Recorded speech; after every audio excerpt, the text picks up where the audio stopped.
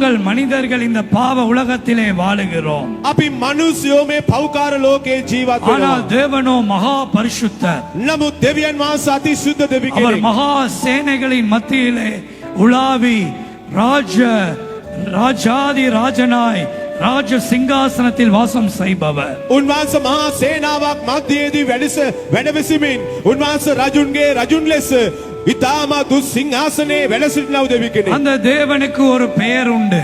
ඒ දෙවියන් වහන්සේට නමක් තිබෙනවා. துதிகளின் மத்தியில் வாசம் செய்கிற தேவன். ප්‍රශංසා මැදේ වැඩ සිටින දෙවි කෙනෙක්. The God who sits in the most high throne amidst praises and worship. උන්වහන්සේ නමස්කාර තුතිය මැදේදී උස් තැන්වල වැඩ සිටින දෙවි කෙනෙක්. ஆகவே அவரை பரத்திலே துதிக்கிறது போல ඒ නිසා උන්වහන්සේව ස්වර්ගයේ නමස්කාර කරනවා වගේ பூமியிலேயும் துதிக்கும் பொழுது මේ පොළවේදී නමස්කාර කරද්දී அந்த ஜனங்களை அவர் ஆசீர்வதிக்க வருகிறார். එම සෙනගව උන්වහන්සේ ආශිර්වාද කරන්න அந்த එනවා. பிரதேசத்தை ஆசீர்வதிக்க வருகிறார். එම ප්‍රදේශය ආශිර්වාද කරන්න එනවා. அந்த தேசத்தை ஆசீர்வதிக்க வருகிறார். එම දේශය ආශිර්වාද කරන්න එනවා. ஆகவே இந்த துதி ஆராதனைகளை உங்கள் மத்தியிலே பகிரங்கமாய் நடத்த வேண்டும் என்று பிள்ளைகள் ஆர்வம் கொண்டார்கள். ඒ නිසා මේ තුති නමස්කාරය ඔබ ඉදිරියේදී ප්‍රසිද්ධියේ කරන්න ඕන කියලා දරුවෝ කැමති වුණා. துதி ஆராதனை எப்படி செய்தியிலே வல்லமை இருக்கிறதோ துதி ஆராதனையிலே வல்லமை இருக்கிறது.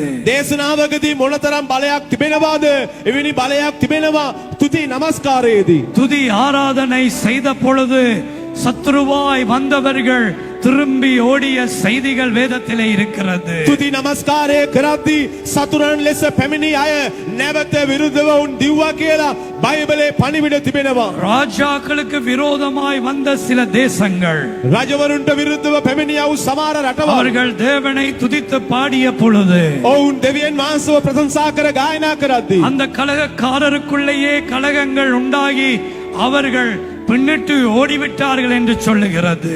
ඒ සෙනග අතරත් කෝලාහලයක් ඇතිවි ඔවුන් පස්සට දිව්වා කියලා වචනය කියනවා. ஏனென்றால் தேவன் துதிகளை விரும்புகிறவர். මක් නිසාද දෙවියන් වහන්සේ ප්‍රශංසාව කැමති වෙනවා. துதிகளிலே சிறை கதவுகள் திறக்கப்படுகிறது. ප්‍රශංසාවේදී ඉරගෙවල් දොරටු විවෘත වෙනවා. உண்மையும் உத்தமமா இந்த ஊழியர்களைப் போல தேவனை ஆராதிக்கிற இடத்திலே උතුම්ව අවංකව මේ දේව සේවකයන් වගේ දෙවියන් වහන්සේව නමස්කාර කරන තැන්වලදී சிறை கதவுகளும் விலங்குகளும் அவிழ்க்கப்படுகிறது, திறக்கப்படுகிறது. ඉරගෙවල් වල විලංගු සහ ඉරගෙවල් දොරටු විවෘත වෙනවා. அதனுடைய அர்த்தம் என்ன? கட்டுகள் உடைக்கப்படுகிறது. ඒකේ තේරුම මොනවද? බැඳුම් නිදාස් වෙනවා. If there are so many bondages which is bounding for ages, you learn to praise and worship him. Those bondages will be broken because there is power and authority in praise and worship. දෙවියන් වහන්සේව නමස්කාර කරමින් ප්‍රශංසා කරද්දී බැඳුම් ලැබ සිටින සෑම බැඳුමක් හැම දෙයක්ම නිදාස් වෙනවා. මන්ද නමස්කාරයේදී තුදියේදී එතරම් බලයක් තිබෙනවා. அப்படி செய்திகளும் வேதத்திலே இருக்கிறது. එවැනි පණිවිඩ පවා බයිබලයේ துதி තිබෙනවා. ஆராதனை செய்த பொழுது තුති නමස්කාරය කරද්දී காணக்கூடாத அந்த மகா ஜோதியான தெய்வம் දකින්නට බැරිව තිබෙනා වූ මහා ආලෝකමත් දෙවියන් වහන්සේ மனிதன் மத்தியிலே வந்த வார்த்தைகளும் வேதத்திலே அடங்குகிறது. මනුෂ්‍යයන් අතරට පැමිණියා වූ වචන පවා බයිබලයේ අඩංගු වෙලා තිබෙනවා. ஆகவே துதி ஆராதனைகள் என்பது நாட்டியம் போடுவதும் ஆடி குதித்து பரவசப்படுத்துவதும் அல்ல. ඒ නිසා තුති නමස්කාරය කියන්නේ ගායනා කරලා නටලා ප්‍රීතියට පත්වෙනව විතරක් නෙමෙයි. ஒரு சுவமளிக்கும் ஆராதனையிலே ஜெபங்கள் எவ்வளவு முக்கியமோ, සුව කිරීමේ දේවමයකදී යාඥාවල් මොනතරම් වැදගත්ද? தேவனுடைய விமோசனத்தை தேடி வருகிற ஜனங்கள் மத்தியிலே விமோசனம் கிடைக்க பரிசுத்தம் எவ்வளவு முக்கியமோ, දෙවියන් වහන්සේගේ විසඳුම උන්වහන්සේව සොයාගෙන පැමිණෙනව අතරට ඒ විසඳුමකට පවිත්‍රකම මොනතරම් වැදගත්ද? பக்தி விசுவாசம் எவ்வளவு முக்கியமோ, භක්තිය සහ ඇදහිල්ල මොනතරම් වැදගත්ද? துதியின் ஒழுங்குமுறைகளும் அவ்வளவு முக்கியம். ඒ වගේම මේ තුතියටත් එවැනි ක්‍රමටත් ඉතා වැදගත් ඒවා. இந்த இயேசு ஜெபிக்கிறார் பணி எல்லாவித ஊழியங்களையும் நிறைவேற்றி இருக்கிறது. මෙම ජේසු ජීවමානයි සේවය සියලුම සේවාවල් ඉටු කර තිබෙනවා. என்ன கட்டுகள் மனிதனுடைய வாழ்க்கையில இருக்கிறதோ, මොන මොන බැඳුම් මනුස්ස ජීවිතවල තිබෙනවාද? என்னென்ன வியாதி வேதனைகளோடு வந்திருக்கிறீர்களோ, මොන මොන වේදනාව රෝගයෙන් ඔබ ආවද? என்னென்ன கண்ணீரான சூழ்நிலையிலே வந்திருக்கிறீர்களோ, මොනතරම් කඳුළු වාතාවරණයක ඔබ ආවද? இந்த சாட்சிகளை கேட்டீர்களே. මේ සාක්ෂිය ඔබ සවන් දුන්නා. மது போதையினால் அடிமைப்பட்டவர்கள், මද්‍රව්‍යවල වාල් වෙලා හිටියා. ஐசியூவிலே அடிமைப்பட்டு எழும்ப முடியாமல் தவித்தவர்கள், අයිස් මද්‍රව්‍යයට වාල් වෙලා නැගිටින්න බැරිව හිටියා. ஆஸ்பத்திரியிலே அனுமதிக்கப்பட்டு உதவி தேடியவர்கள், රෝහලේදී ඉඳලා උදව් උපකාර ඉල්ලුවා අයට. தேவனுடைய அனுகிரகத்தால் தாயார் ஊழியக்காரருடைய ஜெபத்தினால் எழுந்து வந்ததை இயேசு கிறிஸ்துவின் நாமத்தினால் விடுதலை பெற்றதை கண்டீர்களே. මෞතුමිය ආඥා කරද්දී උන්වහන්සේගේ අනුග්‍රහයෙන් ජේසුස් වහන්සේගේ නාමයෙන් සුවය මිදීම ලබාගත් அதே දේවල් ඔබ தேவன் දැක්කා. இன்று யார் யார் வியாதிகளோடு வந்திருக்கிறீர்களோ, ඒ දෙවියන් වහන්සේ අද ඔබ මොන මොන වේදනාවෙන් රෝගයෙන් ආවද? நிம்மதி சமாதானம் தேடி வந்திருக்கிறீர்களோ, සතුට සමාදානයේ සැනසීම සොයාගෙන ඔබ ஐயோ ආවද? என் வாழ்க்கையில் சந்தோஷம் தேடுகிறேன், මගේ ජීවිතයේ සතුටක් මම සොයනවා. யார் எனக்கு சந்தோஷம் தருவார்கள், කවුද මට සතුටක් දෙන්නේ? எதை நான் செய்தால் நான் சந்தோஷம் அடையலாம், මොන දේවල් කළොත් මට සතුටක් ලබන්න என் පුළුවන්? வாழ்க்கையிலே கண்ணீர் அதிகமாக இருக்கிறது මගේ ජීවිතයේ කඳුළු අධිකව තිබෙනවා. என்று நினைத்துக் கொண்டிருக்கிற ஒவ்வொரு நெஞ்சங்களையும் தேவன் ஆற்றி தேற்றி சுகமாக்க இருக்கிறார். මෙලෙස සිතාගෙන සිටිනව සෑම හදවතක්ම දෙවියන් වහන්සේ සනසෝමෙන් සුව කරන්න බලා இன்னைக்கு සිටිනවා. எத்தனையோ பெற்றோர் பிள்ளைகளுக்காக கண்ணீர் வடிக்கிறார்கள். අද දෙමව්පියන් කී දෙනෙක්ද දරුවෝ වෙනුවෙන් කඳුළු සලනවාද? இன்று மாலையிலே ஒரு மனிதன் பேசும் பொழுது சொன்னார், අද සවස මිනිස්සේ කතා කරද්දි කිව්වා நான் இந்த ஆண்டவரை அறியேன், මට මේ දෙවියන් වහන්සේ ගැන දන්නේ. ஆனால் என் பிள்ளைகள் வீட்டுக்குள்ளே சாபங்கள் இருக்கிறது, නමුත් මගේ දරුවන්ගේ නිවස්වල සාප තිබෙනවා. அவனுக்கு பயந்து நாங்கள் வாழ வேண்டி இருக்கிறது, ඔවුන්ට බය වෙලා අපට ජීවත් වෙන්න වෙනවා. அவன் திடீரென்று கொலை செய்து விடுவானோ என்று திகிடிலே வாழுகிறோம். ඔව් ශනිකව මිනිමරයිද කියලා බියකින් අපි ජීවත් වෙනවා. எல்லா இடமும் சென்று விட்டோம், விடுதலை இல்லை. හැම තැනකටම අපි ගියා නිදාසක් නැහැ. நாங்கள் சொன்னோம் இந்த ஆராதனை நடக்கிறது. අපි කිව්වා මෙම දේවමයක් කරනවා. நாளை மாலை அலுத் மாவத்தை 401 அலுத் மாவத்தை வீதியிலே இயேசு ஜெபிக்கிறார் பணிமனையிலே நடக்கிறது. ඒට සවස 4 මාරට අංක 400ක අලුත්මාවත පාර ජේසු ජීවමානයි සභාවේදී පවත්වනවා. கூட்டிக் கொண்டு வா, එක් කරගෙන එන්න. வீட்டிலே சாபங்கள். නිවස්වල සාප. அழுதான் அந்த மனிதன். ඒකයි මනුස්ස ඇඬුවා. அந்த மனிதன் சொல்றான், என் பிள்ளைகளுடைய 2 பிள்ளைகளுடைய கால்களும் வேலை செய்கிறதில்லை, ඒ මිනිසයා කිව්වා මගේ දරුවන්ගේ පාද දෙකම ක්‍රියා කරන්නේ அவைகள் නැහැ. வீங்கிக் கொண்டே போகிறது.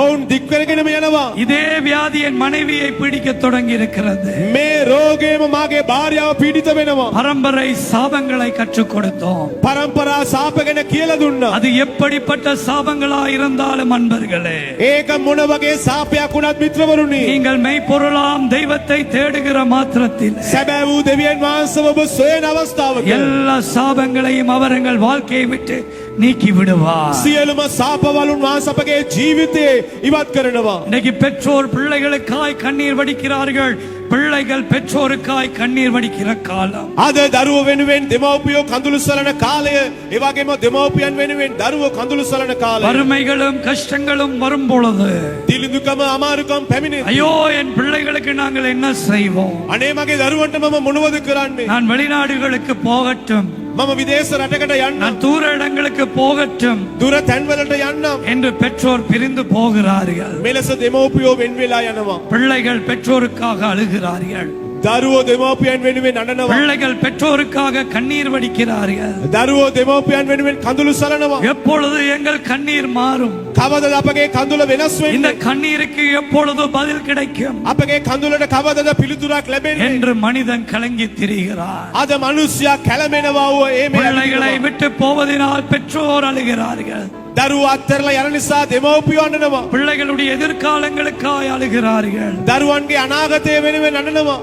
மது போதைகள் ஆட்சி செய்து கொண்டு வருகிறது தேசங்களிலே. අද දේශවලදී මත්ද්‍රව්‍ය පාලනය කරගෙන යනවා. 20 வீடுக்கு ஒரு பிள்ளை மதுவுக்கும் எல்லா போதை வஸ்துக்களுக்கும் அடிமையாயிருக்கிறார்கள். ගෙවල් 20කට එක දරුවෙක් හැම මත්ද්‍රවයකටම සියලුම දේවල් වලට වාල් වෙලා ඉන්නවා. விடுதலை வேண்டும் அல்லவா? නිදාසක් ඕනේ නේද? அந்த விடுதலையை யாரால் தர முடியும்? එම නිදාස කාටද දෙන්න පුළුවන්? உங்கள் பணத்தால் வாங்க முடியுமா விடுதலையை? ඔබගේ මුදල් වලින් මිලදී ගන්න පුළුවන්ද? இல்லை. නෑ.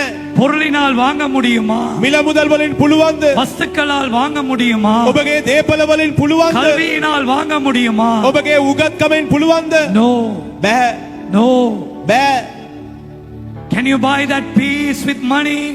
ඔබගේ මුදල් වලින් සමාදානය මිලදී ගන්න පුළුවන්ද? No. බෑ. Can you buy the comfort and happiness with money?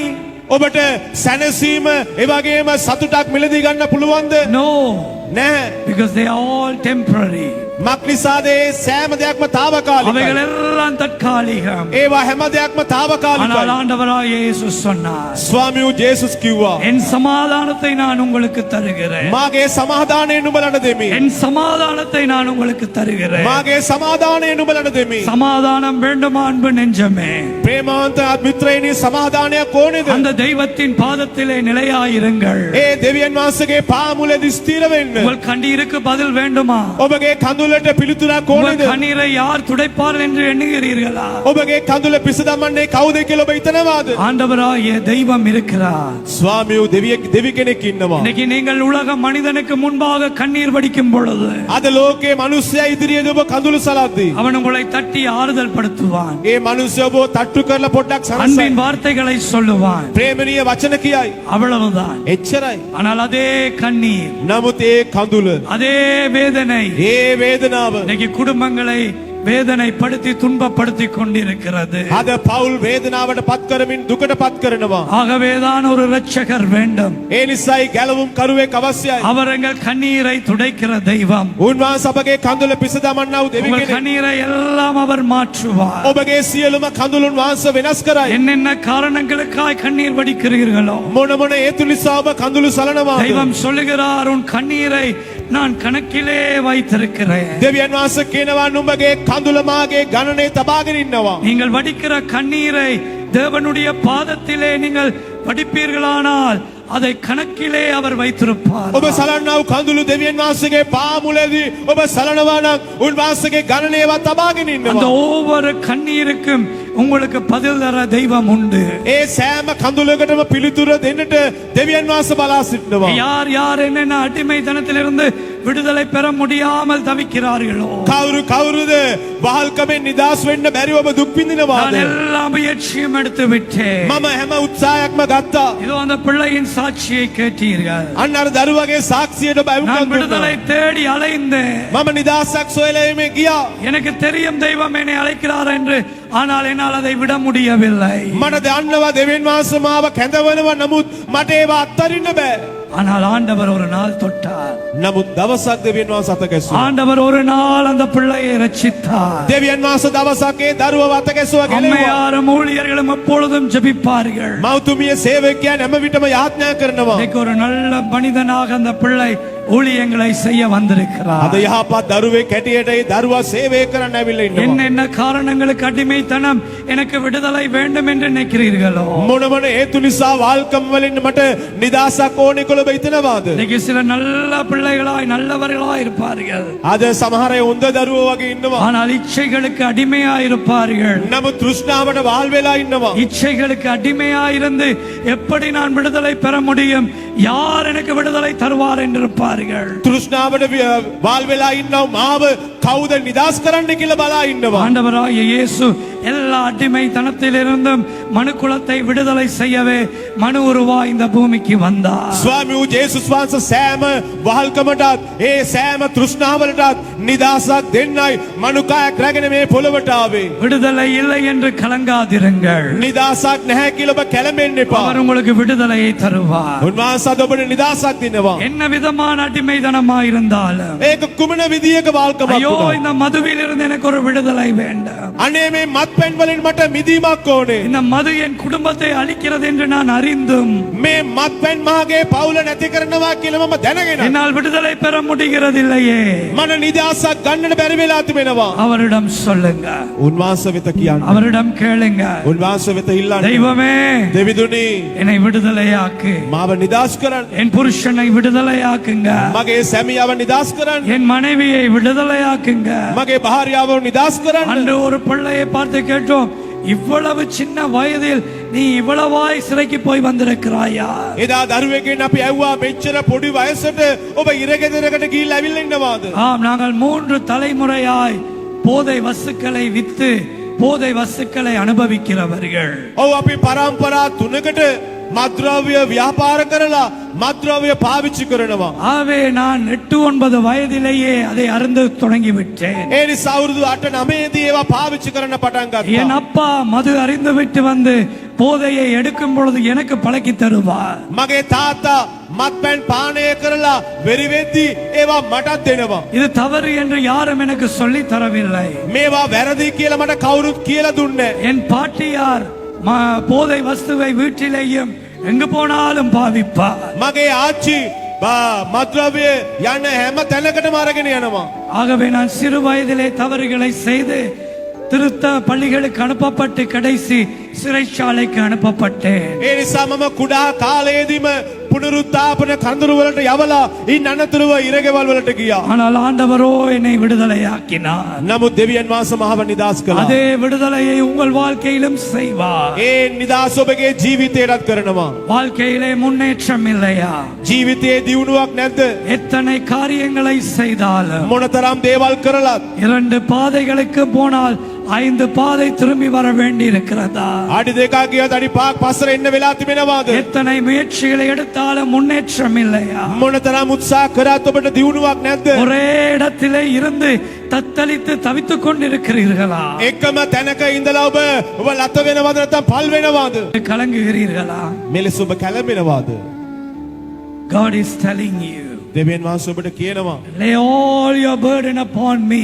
සියලු බර මහ මත තබන්න. உன் எல்லா பாரங்களையும் என்மேல் வைத்து விடு மகனே. නුඹේ සියලු බර මහ මත තබන්න පුතේ. உன் எல்லா பாரங்களையும் என்மேல் வைத்து விடு மகளே. නුඹගේ සියලු බර මහ මත තබන්න දුවේ. நான் உன்னை பலப்படுத்துவேன். මම නුඹව ශක්තිමත් நான் කරනවා. உனக்கு சகாயம் செய்வேன். මම නුඹට පීඩ වෙනවා. நான் உன் கண்ணீரை துடைப்பேன். මම නුඹේ කඳුල පිස දමනවා. நான் உன்னை பலப்படுத்த வருவேன். මා නුඹව ශක්තිමත් කරන්නට එනවා. ஒரு விசை எல்லாரும் கண்களை மூடிய வண்ணம் වතාවක් හැම කෙනාම දැස් වසාගෙන அவருடைய பலனை கேட்போமா? උන්වහන්සේගේ බලය ඉල්ලමුද? எந்த பலனே? මාගේ බලය.